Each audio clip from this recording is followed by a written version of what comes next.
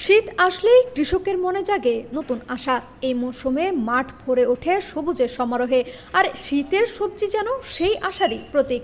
লাউ, ফুলকপি, বাঁধাকপি, সিম আর নানা জাতের শাকে ভরে ওঠে ফসলি জমি।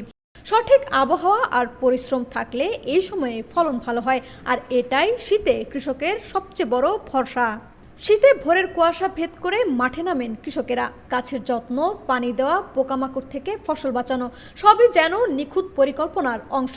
কারণ শীতের সবজি শুধু খাবার নয়, এটি কৃষকের পরিবারের আয়ের প্রধান উৎস।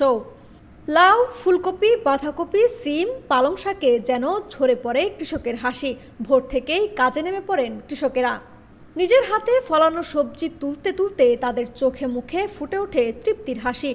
শীত এলেই হাট বাজার ভরে ওঠে নানান রকম সবজিতে। শীতের সবজি যেমন সুস্বাদু, তেমনি পুষ্টিকর বটে।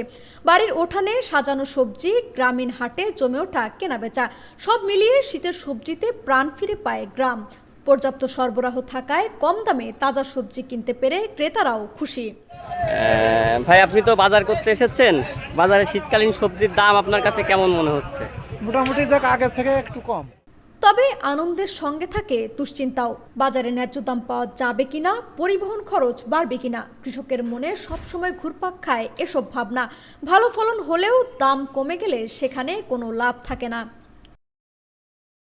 ভাই, এখন তো শীতকালীন মৌসুমী সবজি, বাজারে কি পরিমাণ সবজি এসেছে? বাজারে ভাই খুব মোটামুটি ভালো এসেছে। বাজার দর কেমন যাচ্ছে? বাজার মোটামুটি একটু কম কম দাম। তারপরও কৃষকের আশা একটাই, পরিশ্রম যেন বৃথা না যায়। ন্যায্য মূল্য আর সঠিক বাজার ব্যবস্থাপনা থাকলে শীতের সবজি বদলে দিতে পারে কৃষকের জীবন। মাটির সঙ্গে মিশে থাকা এই মানুষগুলোর স্বপ্ন তাই আজও জমে থাকে সবুজ খেতে, শীতের সকালের নরম রোদের আলোয়। লাবনী আক্তার, বিপ্লবী বার্তা।